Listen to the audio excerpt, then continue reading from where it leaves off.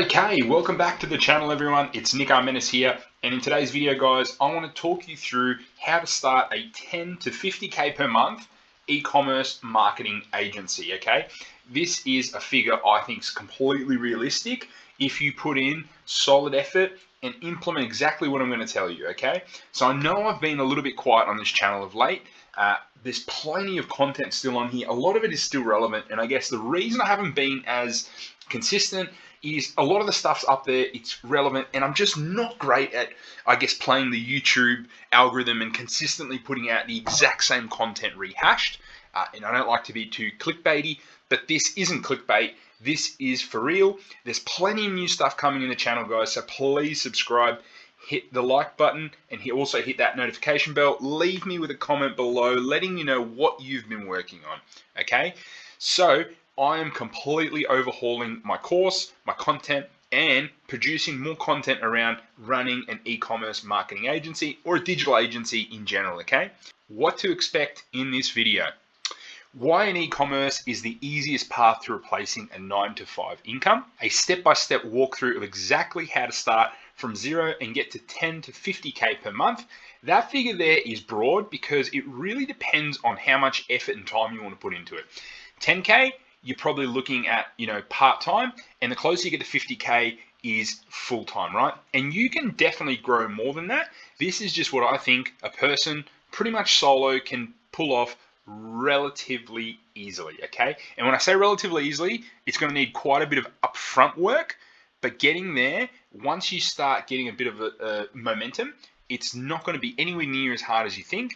And the great thing about it is no ad spend, okay? So the next point is what to do if you don't currently have an in-demand skill set or any experience for that matter. Hint, guys, in this channel, there is so much content on Google Ads and e-commerce that you could easily offer that once you master those skills that I teach here on this channel.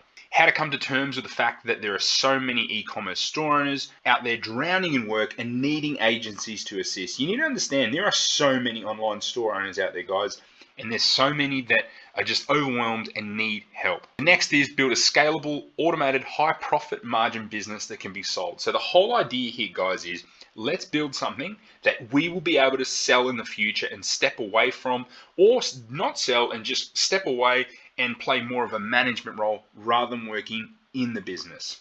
So why is this such a big opportunity? Guys, before I really get into this, let's try and understand what an e-commerce marketing agency is, because it's vital to understanding how it differs from a traditional digital marketing agency.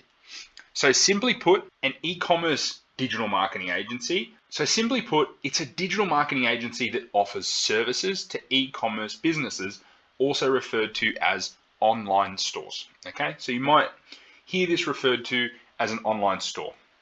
So how does it differ from SMAA? So how does it differ from a SMMA, so social media marketing agency? The main difference is we're providing a valuable sales driving service to an e-commerce business. So the higher the value, the better, and the more sales you can drive, the more you can charge. That's how simple it is. So, and we're doing it to e-commerce businesses known as online stores. We're not getting them leads. So we're not going after real estate agents, restaurants, dentists, or gyms, or all those other businesses that are completely saturated that you hear of. Now, you can still do well in those. I'm definitely not saying that. But the reason I'm saying an e-commerce agency is, one, all the content on this channel is really around that. And two, that's where the growth is. It's not in these, I guess, legacy businesses or the old economy businesses. COVID has sped all this up. Everyone, even those guys in the, I guess more local business level, are going online too. So e-com is where it's at, particularly if you're offering a service. So the issues with traditional social media marketing agencies, so a lot of them got impacted by COVID lockdowns, where e-com marketing agencies did really well. While online efforts can work with these businesses, they still make a lot of money organically, and they don't actually need you so much, right? It's great and it can amplify what they're doing. Online stores really need digital marketing and all the services that come along with e-commerce, right? You rely too heavily on the client's sales process. You still do in e-commerce, right? You need to make sure their checkout works, but it's just basic stuff. it either works or it doesn't. It can definitely be optimized, and that's a service you can offer or make a recommendation to offer. But overall, you're not relying so much on the client. Sales are more valuable than leads, guys. So you can actually get e-commerce store owners sales and prove it through tracking. In my view, having been in the business, there's a much higher churn with local businesses. Normally their budgets are a bit stretched, and this is the first thing they'll cut when times kind of get a little bit tough. And like I said before, these businesses still make money without this digital marketing. E-commerce store owners just get digital advertising a lot more, and they're easier to deal with in my view. They've been in the space, they know it, they've probably mastered what you're offering, but they just don't have the time, right? Or it's a new service and they've never done it. So why start it? E-commerce is the future, guys. You'll be entering an industry in a structural uptrend. So COVID has brought forward 5 years of growth. You don't need money for ads to make this work. You don't need loads of experience. Most services are fairly straightforward. None of them are rocket science. Anyone, anywhere can learn this quite easily, harnessing free content or courses or whatever it is, the way you learn. Go out there and learn something. You'll be able to make a great side income or even enough to quit your full-time job if that's what you want. It's not for everyone. So here are the steps to start an e-com agency. 1, we've got to choose a service to offer. So choosing a service. So this is like choosing a niche if you've started an online store before. Think of this the exact same way. And guys, one thing I want to add is the reason I'm recommending this as a business model, I'm not necessarily saying an online store isn't a good way, but I think for beginners who have no money, online stores require more capital, and they're not going to work with $200, right? You could get started with this with $200. An online store is probably realistically needs more like 5,000 these days minimum to get going properly, to give something a good try. And then realistically, if you really want to give something a pretty good go, you need a few months income and you need time, energy, and ad spend. So realistically, you might actually need 10,000, right?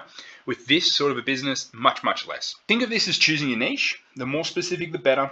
The better value and more value you can add, the better.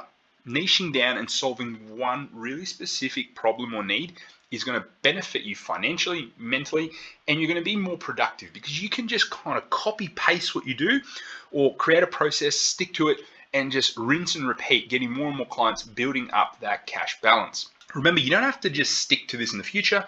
You can change down the track. Don't think of this as something rigid. It's very easy to change. Me personally, I at the start was doing plenty of things when I started a marketing agency.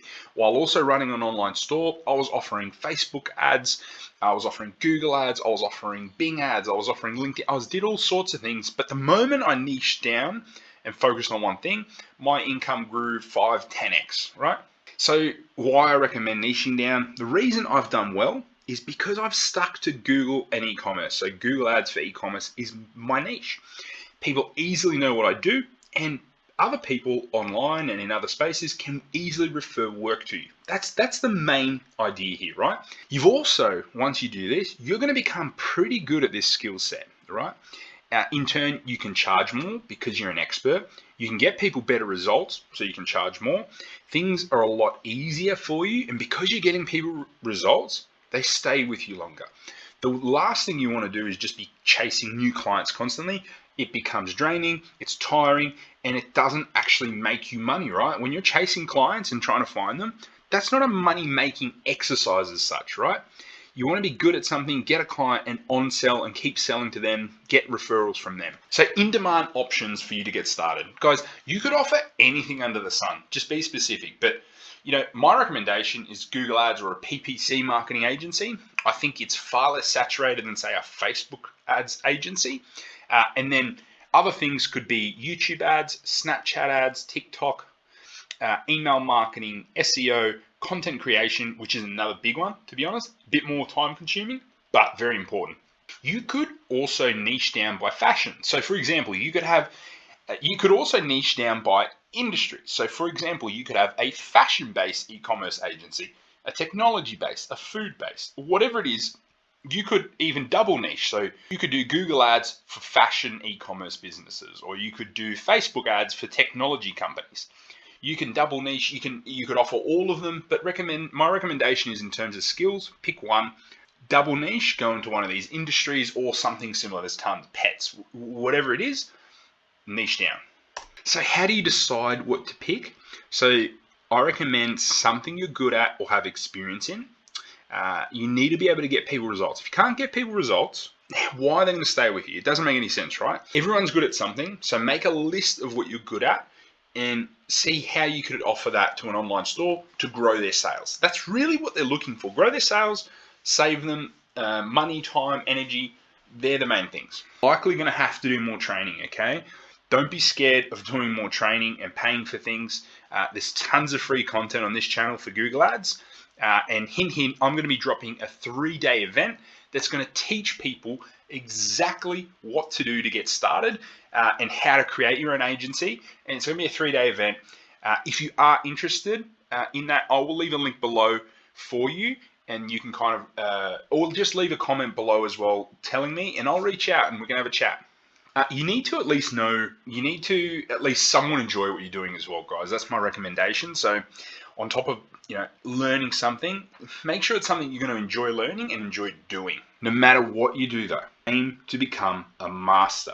Becoming a master should be your goal in this, because although you can start off as a journeyman, an apprentice or whatever, something basic, if you don't become a master at something, there's always going to be someone else out there that's going to be on your tail, right? So even if you become the best, keep learning, keep growing, but aim to be the best. Like, there's no reason why you shouldn't. Even if you fall short of that, as long as you're aiming to be the master, you're going to do better than a lot of people, right? So aim to be really good at what you do. If you do just what I've said above, you're going to be able to build a 6-figure business, okay? 100% you'll be able to build a 6-figure business, because to be honest, guys, a 6-figure business is only 8-something thousand per month, okay? You can do that with a handful of clients, okay?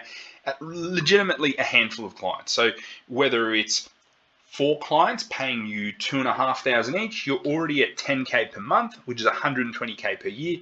This is more than doable. Building a list of prospects is your next step, right? So once you have a service, you need to build a list, right, of prospects that want this service. So before you actually go and reach out and put your offer out there, you need to build a list of prospects. This is finding your clients. So how do you find e-commerce clients? It's a little bit harder than finding, restaurants and all other social media, I guess, based agency clients. It is a little bit harder to find e-commerce clients. I'll admit that. Most people overcomplicate and freak out over this step. You shouldn't though, okay? It's all about trying, learning, and keep trying again. While e-commerce clients aren't as visible, as I said, you need to focus on finding things like brands, physical businesses with omni-channel presence, so online, offline. So you can start looking at brands in your local area. You can start looking at local shops that also have websites. LinkedIn is a great place, but overall you're looking for brands, and it's not that hard. Like, you don't need someone like me to tell you how to find a brand. Start doing some research. If you cannot do this step here on your own, then how do you expect to build a 6-figure business? It's not that hard. You need to just use Google. You need to find products out there, find the websites, start reaching out to the owners, right? Here are the easiest places to start. Your inner circle, family, friends, and acquaintances. I guarantee someone there, at least one, has an online store or knows someone with one. So talk about what you do in passing. Like, for example, I do Brazilian Jiu-Jitsu. A couple of years ago, I was mentioning it to people there, and then down the track, a few months later, someone goes, "Oh, hey, Nick." They also saw stuff I posted on Facebook and YouTube, and they reached out and said, "Hey, Nick, I've got an online store. I really need some help with my marketing. Can we have a chat?" And then from there, we've done multiple projects together, multiple thousands of dollars generated from that client. And this was just by me saying it in passing, having them on Facebook, chit-chatting, not hard selling, just talking about what I do. So post on your social media personal profiles. Don't be salesy. Actually help people and then let them know what you're doing. It's social media, remember. People are interested in what you're doing. And if you make it somewhat entertaining, even better. So here are some easy ways to get started. So the next step, start finding e-commerce and physical stores in your area. Hint, the best ones are normally in heavy industrial areas or industrial areas where there's warehouses and things like that. Because remember, if they're a good business, they're going to have plenty of inventory in a big warehouse. So Google's the easiest place to start finding e-commerce store, guys. Start Googling phrases like electronics store, camera store, all different categories. Make a whole list, go to Amazon, find the different types of products. and then find ones in your local area. And once you find ones in your local area, you can expand out and go the next city, the next state, the next, I guess, country, countrywide, next closest country, and just keep expanding out. Facebook groups and LinkedIn, another really great ways. You could get into all of this and do entire videos, entire courses just on this, guys. So remember, this is a broad overview. You're going to have to do a bit more research or sign up to the 3-day program I'll be hosting very soon. 3, getting clients to say yes. So once we have our list of clients, how are we going to get them from, not knowing us to saying yes and signing a contract with us? So the dirty word, selling, right? You need to learn how to sell. It's a must if you're going to do this. And I'm not saying it in a negative way, right? It's as simple as you're helping someone solve a problem. You don't have to shove something down their throat, cold call, any of that stuff. Have a simple offer and solution. Be polite, helpful, transparent, friendly. People are going to love it, okay? You just need to be a breath of fresh air in an industry full of people trying to scam people. And it actually becomes quite easy, guys. There's tons of work out there. You don't have to sit there going, this is the last client on the planet. If I don't get them, I'm struggling. You need to almost act like, you know what? I'm a boss. I don't care if I don't get this client. I'm going to do my best. I'm going to tell them. I'm going to help them. And if they want to sign on with me, so be it. The basis of everything you do in reaching out is we want to get them on a call, Zoom, Skype, something. Personally, though, I do try and close people over email and messages where I can. It just saves time, right? It's not always the best thing, but to me, it saves time. I don't have to get on a call. It's not something I enjoy the most, and I'm pretty busy already. So if I can close someone over email or messages. So some advanced tactics, you can start trying cold email. There are 2 approaches to making this kind of work. I've done both of them. Short and arousing curiosity requires you sending lots of emails. You can automate that with software, so don't be scared. And you create a whole sequence of, if they don't open it, do this. If they open it, do this. And you can build a whole sequence out and then trying to kind of get someone onto a call or to buy something directly.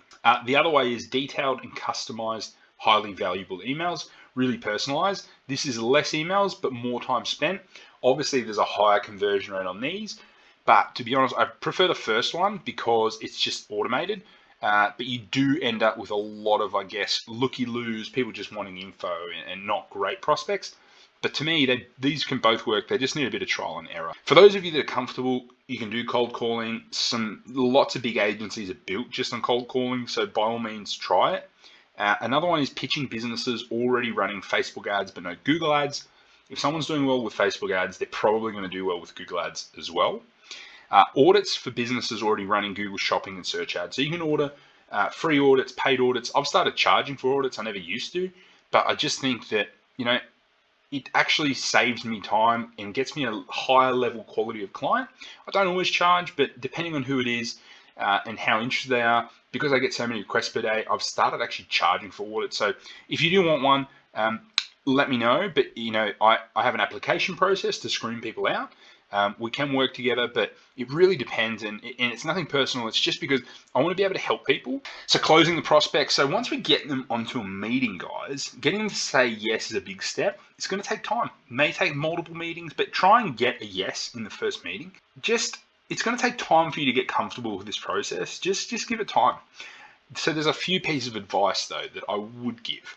Make sure you're speaking with a decision maker and they know the purpose of the call, right? If you're getting on a call, get to the point. Keep the conversation on track. Be confident. Make sure there's a clear outcome from the meeting, very clear, and get a signed agreement or payment, preferably as soon as possible, right? If you can get it done there and then, that's what I would aim for. Always get paid for work up front in this space. I'm not one to wait around to get payment. You don't want to be sitting there chasing people, and have agreements for people to sign. It actually, even if you're never going to enforce them, it brings you a level of client that is serious. Here's my main method though, guys. My main method has always been produce great content and people will come to you. That has been my content. Content like this, I try and put out good content and people come to me. People come to me every single day, and I don't even have a very big channel. So this is my preferred method of getting high quality leads. It's the longest and it takes the most time, but in my view, you're best off doing this. But to be honest, try some of the first few tactics to start getting some sales through, and then you can over time build up content and build up your presence, right? If you can help people in mass, you're going to make more money. It's that simple. So number 4, keeping clients by getting results. This is what I said earlier. This goes to my early point. You need to choose something you're good at or can get results, right? You don't want to be churning through clients constantly because it's mentally draining. So this step, obviously, there's not so much I can help with in this presentation. You can go through the channel, or you need to learn more about whatever service it is. Okay, it's that plain and simple. But the best way to keep clients is to get them results, communicate effectively, have reporting, have tracking, and make sure they know what you're doing. You don't have to give them, minute by minute, play by play, but just let them know what you're doing, what you're working on, and they'll stay around with you. Number 5 is developing systems and processes.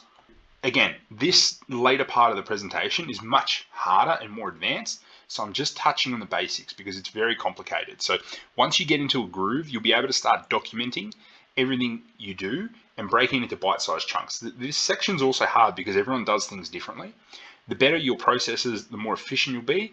In turn, you'll be able to outsource things much easier and enjoy more time working on business strategy or just enjoying your free time, right? So again, all these sort of steps will be something I can take you through in the 3-day event, and in the future, there'll be some sort of a course material. The main processes, guys, will be onboarding, so bringing clients on, what happens there, getting access to ad accounts and things, account management, so what do you do day to day, customer service and communication to keep people up to date, lead generation, sales, etc. So these will be the processes you'll end up making, and once you can do that, you can move on to the next step. The next step is outsourcing and hiring. The tasks to outsource, here's some typical ones, right? So you can hire VAs or professional contractors to outsource, or permanent staff, whatever it is, depending on the stage you're at. So again, the above what we talked about: lead generation, onboarding, account management, customer service, and communication. So once we kind of have those systems in place, let's hire and start scaling. Training is going to be vital in this step though. You will need to create easy to follow training programs. This is going to take time, and it will take involvement from you for quite some time before you can let it go and let people run on their own. Refining and scaling. So this is going to be a constantly improving process, but obviously the more clients you get, the more people you're going to have to put on, the more software you're going to buy, and everything you're doing, you're going to constantly look at and improve it, take less time doing something, be more efficient, learn more, get better results. Once you can almost step away though, that's the point where you can start scaling. You don't want to start scaling before that because it can all fall apart. If you don't have good customer service, it falls apart. If you don't have good processes or enough people, you need to, this scaling is ramping up everything you're doing. And if you're not doing it well, it's going to fall apart. Number 8 is pretty important, guys. You got to overcome the limiting beliefs you have of yourself, right? You can do this. It's possible. I did it. I left my full-time job in 2017. I've done lots of things, but in my view, this is probably the easiest way for a beginner to make money. It's not as scalable as an e-commerce store, I will say that. E-commerce stores are far more scalable, easier to scale once you get to the point, but getting to the point of scaling is harder than a service-based business. And the good thing is once you kind of have a process, guys, you can almost productize these, turn into a product and sell this direct. You can then run ads, there's lots of stuff you can do to grow this. But, if you have enjoyed this video, guys, please subscribe and hit that notification bell. I know we covered off a lot. And if you are interested in learning more, join my group. And also keep watching because I will be releasing a 3-day program. And I hope to see you in that. Let me know if you want to join in the comments below. More info to come soon. Thanks, guys.